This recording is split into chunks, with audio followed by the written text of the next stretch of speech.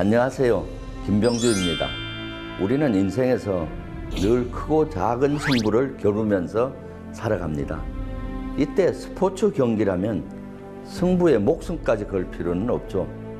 지더라도 다음에 다시 이기면 되니까요. 하지만 국가와 국가끼리의 전쟁이라면 어떨까요? 국가의 운명을 걸어야 합니다. 그래서 전쟁에서는 반드시 승리가 필요한데요.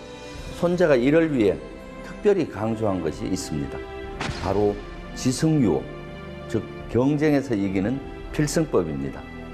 춘추 전국시대라는 치열한 전쟁의 시대를 살았던 손자는 전쟁에서 반드시 이기기 위한 5가지 요소를 일목요연하게 정리한 것이죠. 오늘 이 시간엔 그 내용을 하나씩 짚어보도록 하겠습니다.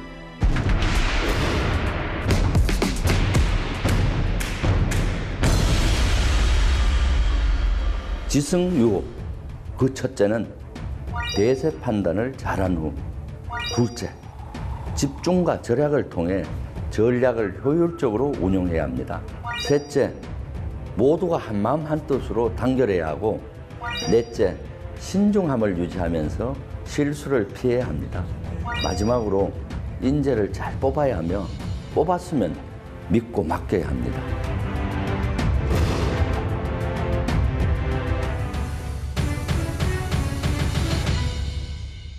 그럼 먼저 대세 판단입니다. 손자는 전쟁을 하기 전에 먼저 대세 판단을 통해 전투를 할지 말지 판단하는 것이 중요하다고 강조했습니다. 대세 판단은 적과 아군의 전투력을 비교하는 것입니다. 전투력을 비교해서 내가 적보다 유리하면 전투를 하지만 불리하면 전투를 피해야 합니다. 손자는 대세 판단을 통해 자신의 전투력을 정확히 파악한 후 그에 맞는 작전을 구사해야 한다고 설명했습니다. 예컨대 적보다 내 전투력이 10배 강하다면 적을 둘러싸고 포위 공격할 수 있습니다. 5배면 여러 방향에서 일방적인 공격이 가능하고 2배 이상 강하다면 나의 병력을 2군데로 나누어 적을 공격할 수 있습니다. 적과 나의 전투력이 비슷하면 슬기롭게 전투를 해야 합니다.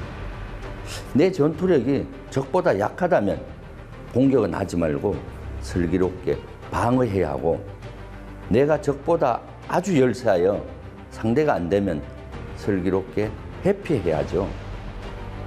리더가 이런 대세 판단 없이 전투력이 약한데도 전쟁을 벌이면 엄청난 피해와 함께 패배를 맞이할 수밖에 없습니다. 이러한 대세 판단은 기업 경영에서도 대단히 중요합니다. 새로운 사업을 시작하거나 투자를 결정할 때 꼭 필요한 일이죠. 외부적으로는 국내외 정치나 경제 사항이 어떤지 살펴야 하고, 무엇보다 소비자의 동향을 파악해야 합니다. 또 내부적으로는 기업의 핵심 역량이 무엇인지, 장단점은 무엇인지 스스로를 정확히 진단해야 하는 것이죠. 개인 역시 인생에서 중요한 결정을 내릴 때마다 대세 판단을 정확히 해야 합니다. 어떤 직종과 어떤 분야가 뜨는지, 우리 시대를 관통하는 주요 흐름이 어떻게 변화하고 있는지를 기민하게 파악하고 있어야 합니다. 그래야만 성공의 길을 쉽게 찾을 수 있습니다.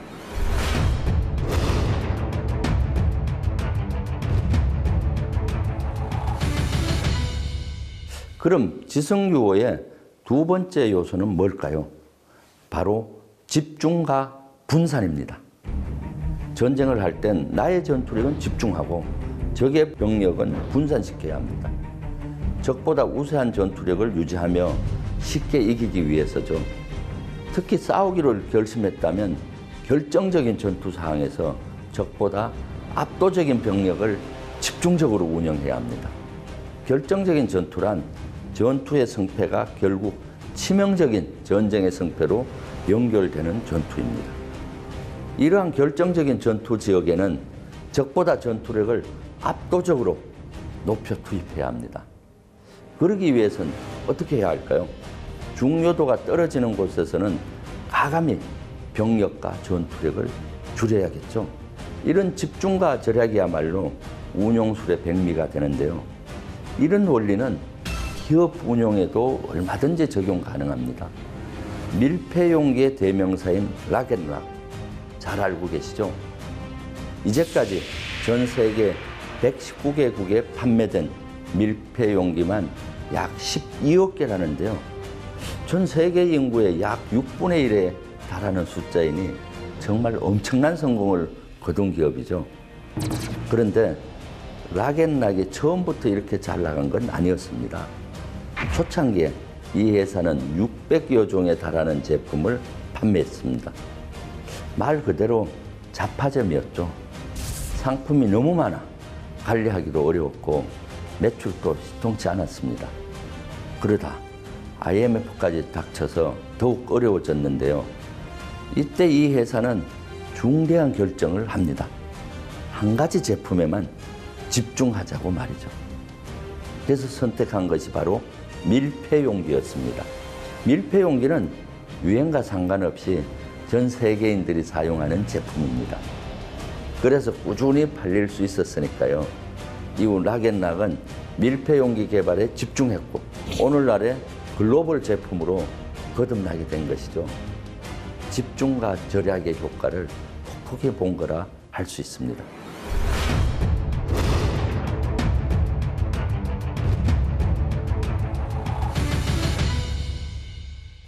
다음은 지성유효의 세 번째 원칙, 한 뜻으로 단결해야 한다입니다.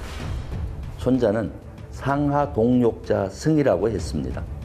즉 상급자와 하급자, 정 구성원이 같은 욕망 아래 단결해야 승리할 수 있다고 강조했죠. 단순한 단결이 아니라 원하는 목표, 원하는 비전 아래 하나로 뭉치는 것이 중요합니다. 우리나라를 뜨겁게 달갔던 2002년 월드컵 기억하십니까? 전 국민이 월드컵 16강이라는 목표를 위해 똘똘 뭉쳤었죠. 국가대표 선수들은 히딩크 감독의 훌륭한 지휘 아래 한마음으로 최선을 다해 뛰었고 우리 국민들 역시 마음을 모아 목이 터져라 응원을 했습니다. 그야말로 전 국민이 12번째 선수가 돼서 함께 뛴 것이죠. 그 결과 16강 달성은 물론 4강 진출이라는 기적을 일굴 수 있었습니다. 모두가 하나의 비전 아래 마음을 모아 뛴다는 것이 얼마나 강력한 힘을 발휘하는 것인지 잘 보여준 사례가 아닐 수 없습니다.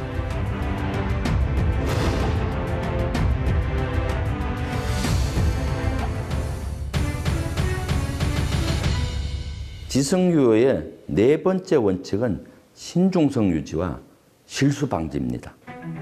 실수를 하면 적이 그 실수를 기회로 삼고 나를 위험에 빠뜨릴 수 있습니다. 실제 전쟁사를 분석해 보면 전투의 승리는 승자가 전투를 잘했기 때문이기도 하지만 패자가 어리석은 실수를 한 경우가 많습니다. 언제나 실수를 하지 않도록 신중에 신중을 거듭해야 합니다. 개인의 삶에서도 마찬가지입니다. 우리는 한 번의 실수로 인생의 나락으로 떨어진 사람들을 많이 봐왔습니다. 가장 흔한 경우가 바로 음주운전이죠. 음주운전이 무서운 것은 본인만 다치는 것이 아니라 남을 해치게 된다는 것입니다. 아무리 평소에 성실하게 살더라도 한순간의 실수로 나와 남의 인생을 망쳐버릴 수 있습니다.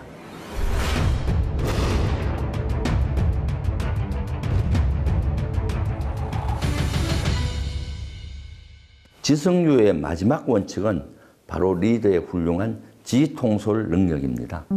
손자는 유능한 장수를 발탁해서 임명하고 임명했으면 임금이 쓸데없이 간섭해서는 안 된다고 했습니다. 전장은 넓고 불확실한 안개와 같은 변수가 많습니다. 그런데 전쟁터와 머나먼 조정에서 쓸데없는 간섭을 하면 전쟁을 그르칠 수 있습니다. 전투 현장 지휘관에게 권한과 책임을 위임해야 합니다.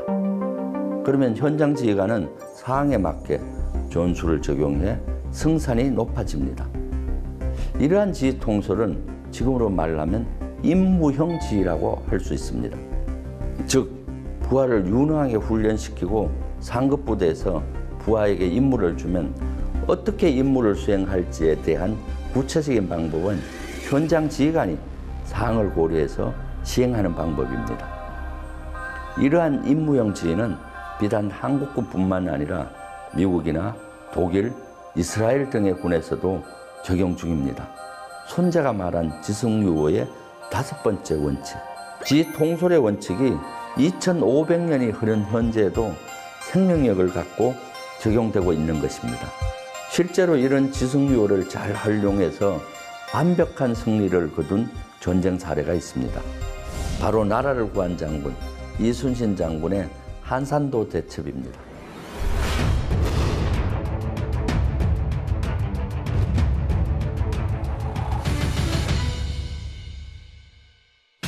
이순신 장군은 먼저 빠른 대세 판단을 보여줬습니다. 일본 수군의 대규모 공격이 있기 전 이순신 장군은 중요한 첩보를 입수합니다. 일본 수군의 대규모 함대인 70여 척의 함대가 견내량 북쪽에 정박하고 있다는 것이었죠. 이 소식을 들은 이순신 장군은 절호의 기회다.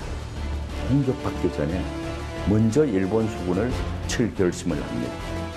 그리고 일본 수군을 단순히 공격하는 것에 그치지 않고 점멸시켜야겠다고 생각했죠. 일본 대규모 함대를 점멸시키면 조선의 남해안과 서해안을 지킬 수 있었습니다. 이를 위해 이순신 장군은 집중과 분산을 적극 활용하기로 합니다. 아군은 집중하고 일본 수군은 힘을 발휘 못하도록 하는 방법을 강구한 것이죠. 그래서 찾아낸 최적의 장소가 넓게 펼쳐진 한산도 앞바다였습니다. 당시 일본 수군은 바다에서 싸우다 불리하면은 육지로 도망을 가서 지상 근접전을 벌이곤 했습니다. 그렇기 때문에 이순신 장군은 육지와 먼 바다를 선택했죠. 한산도 앞바다라면 일본 수군이 불리해져도 육지로 도망가기가 어려워져 점멸시킬 수 있다고 생각했죠. 그래서 이순신 함대는 한산도 앞바다로 일본 대규모 함대를 유인한다는 계획을 치밀하게 세웁니다. 이순신 장군은 먼저 소규모 선봉들만 견내량으로 보내 일본 수군과 치열한 접전을 벌입니다. 그리고 한산도 앞바다로 허겁지겁 퇴각합니다. 일본 수군은 조선 수군이 물러나자 도망가는 줄 알고 조선 함대를 추격해 옵니다. 이순신 장군의 계략에 말려든 것이죠. 그리고 일본 수군이 넓은 한산도 앞바다에 진입했을 때 퇴각하던 조선 수군은 기다렸다는 듯이 함대의 머리를 돌려 다시 일본 수군과 마주합니다. 그리고 그 순간 한산도 주변 섬 사이사이에 매복해 있던 이순신 장군의 본대들도 순식간에 모습을 드러냅니다. 마치 학이 큰 날개를 펼치듯 일본 수군을 에워싸버리죠. 이것이 바로 그 유명한 학익진법입니다. 순식간에 포위된 일본 수군은 조선 수군의 무서운 하포 공격에 어쩔 줄을 모르고 당하게 됩니다. 전진하면 포격당하고 전속력으로 달려와 선회도 어려웠죠. 함선들이 밀집되어 있어 함부로 뱃머리를 돌릴 수가 없었습니다. 게다가 일본 수군은 견내량의 좁은 수로를 지나느라 종대 대형을 유지하고 있었기 때문에 뒤쪽 함선들은 선두 함선들을 지원할 수가 없었죠. 이렇게 전쟁에서 유리한 고지를 선점한 이순신 장군은 일본 수군이 조선 수군의 유인책에 말려든 실수를 기회로 삼을 수 있었습니다. 그리고 그 순간 이순신 장군의 비밀병기 거북선이 빠르게 일본 수군을 향해 돌진해 함선을 파괴시킵니다. 진영 깊숙이 들어와 충돌하는 거북선은 일본 수군의 충격 그 자체였습니다. 결국 조선 수군의 일방적인 승리로 한산도 대첩은 끝이 납니다. 전투 결과 일본 수군 73척 중 59척이 격파됐습니다. 그리고 이순신 장군은 한산도 앞바다에서 주변 섬으로 도망간 일본 수군을 끝까지 쫓아가 점멸시킵니다. 한산도 대첩은 이순신 장군이 주도권을 갖고 이긴 세계 전쟁사에 남을 멋진 전투입니다. 이때 또 하나 빠지지 않은 게 있죠. 바로 조선을 구하겠다는 일념하에 모든 병사가 한마음이 되어 전쟁에 임했다는 겁니다. 또한 이순신 장군은 누구보다 훌륭한 지휘통솔을 보여줬습니다. 한산도 대첩 당시 이순신 장군의 함대뿐만 아니라 경상우수사, 원균의 함대 등이 합류해 총 55척이 힘을 합하게 됩니다. 전라자수사와 우수사, 경상우수사가 합세한 연합해군이 구성되었는데요. 이순신 장군은 지휘통제체제를 잘 정비해 일사불란한 전투지휘가 되었습니다. 이순신 장군의 한산도 대첩은 지승유호 원칙을 잘 적용해 완벽한 승리를 이끈 전쟁입니다.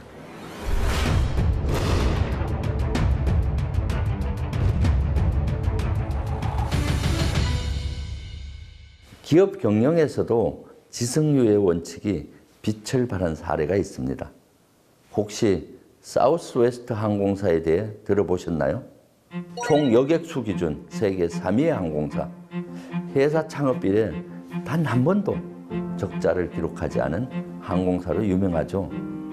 이런 사우스웨스트의 성공 비법 역시 손자의 승리 5원칙과 일맥상통합니다.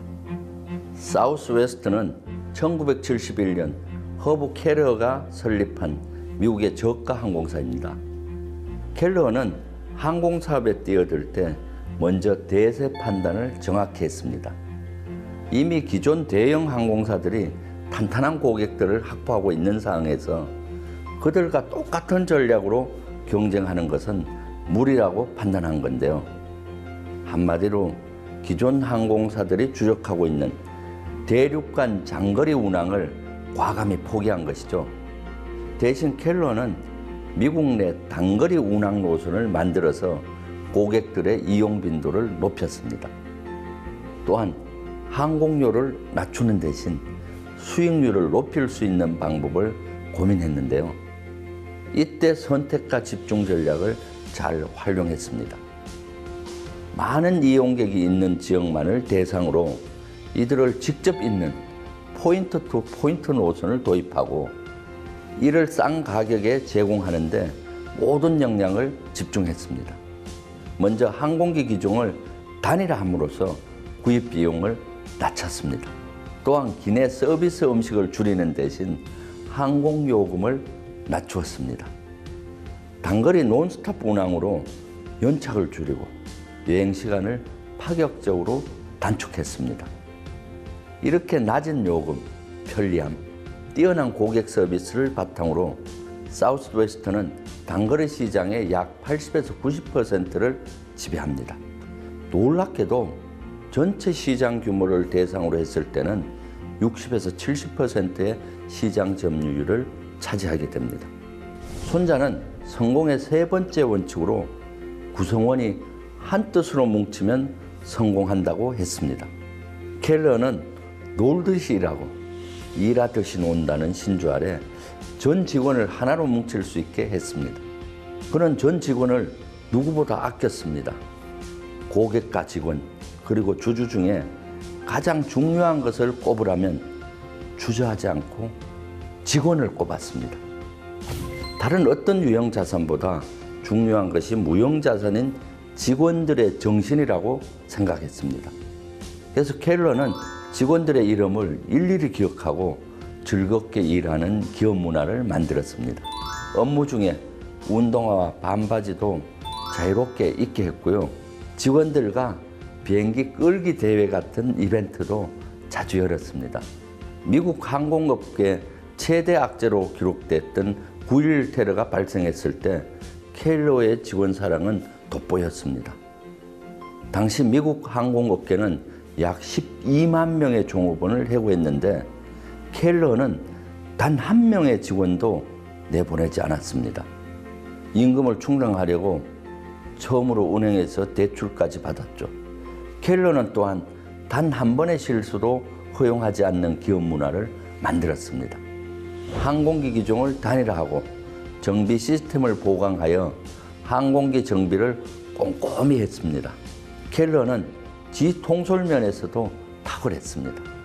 직원들에게 권한을 주고 스스로 책임을 갖고 일하게 했습니다. 익숙해진 것에 안주하고 혁신과 창조에 둔감해지는 것을 방지하기 위해서였죠. 그 결과 직원들은 고객에게 다가갈 때 자신 있게 재량껏 유머를 발휘하기도 하고 파격적인 랩으로 비행 안전 방송을 하는 등 이 항공사만의 독특한 개성을 만들어 나갔습니다. 이런 결과 사우스웨스트는 포춘지가 선정한 가장 일하기 좋은 100대 기업에 수년간 계속 선정됐습니다. 또 미국 항공사 중 유일하게 노사 분규 없는 기업으로 해자되고 있습니다. 그런데 손자의 지성유호 원칙은 국가나 기업 경영만 적용될까요? 아니죠. 우리 일상생활에서도 충분히 활용할 수 있습니다. 그 대표적인 사례가 되는 인물, 바로 우리가 많이 사용하는 애플의 전설적인 CEO, 스티브 잡스입니다.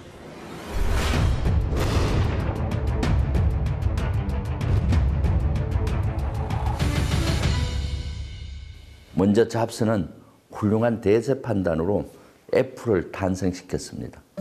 잡스가 아이폰을 개발할 당시에는 전화기의 기능과 음악 감상기기의 기능이 분리되어 있었습니다. 잡스는 미래의 전화와 음악 감상이 가능한 전자기기가 성공할 것이라는 확신을 가지고 아이폰을 개발했습니다. 그의 통찰력으로 대세 판단에 확신이 있었던 것이죠. 또한 손자가 강조한 집중과 절약의 원칙도 잘 따랐습니다. 20여 가지나 되었던 불필요한 애플 제품의 수를 줄이고 본질에 집중했죠. 그 결과 애플의 대표적인 제품의 개발과 판매에만 집중했습니다. 또한 예술가적 열정이 뛰어났던 잡스는 직원들 모두가 제품이 아닌 하나의 예술품을 만든다는 사명감으로 뛸 수 있는 문화를 만들었습니다. 자신의 이름이 걸린 모든 제품에 온 열정을 쏟아 솔선수범함으로써 모두가 공통된 목적의식을 가질 수 있도록 만든 것이죠. 그러면서도 철저한 시장조사와 고객 수요조사를 통해 실수를 줄이고 신중하게 경영을 해나갔습니다. 스티브 잡스는 지통솔에도 능했습니다. 스티브 잡스는 자신이 믿고 맡길 수 있는 직원들을 선정해 자신이 디자인하고 있는 제품의 디자인을 공유하는 등 부하 직원들이 스스로 일할 수 있는 환경을 잘 조성해 주었습니다. 끊임없는 도전과 목표를 CEO 스스로 제시하면서 직원들의 목표의식과 역량을 끌어올릴 수 있었습니다. 이처럼 성공한 애플의 CEO 스티브 잡스의 성공 스토리에는 지성유호의 마법이 숨어 있었던 것이죠. 이처럼 국가와 기업 그리고 개인까지 우리는 크고 작은 승부를 마주하게 됩니다. 그런데 승부를 피할 수 없다면 어떻게 해야 할까요? 철저한 전략을 세워 승리를 거둬야겠죠. 여러분들도 만약 새로운 사업을 계획하거나 여러 가지 중요한 일을 앞두고 있다면 손자가 말한 5가지의 법칙, 지성유호를 적용해 보세요. 그래서 실패를 줄이고 승리하는 인생을 살아가시기 바랍니다. 감사합니다.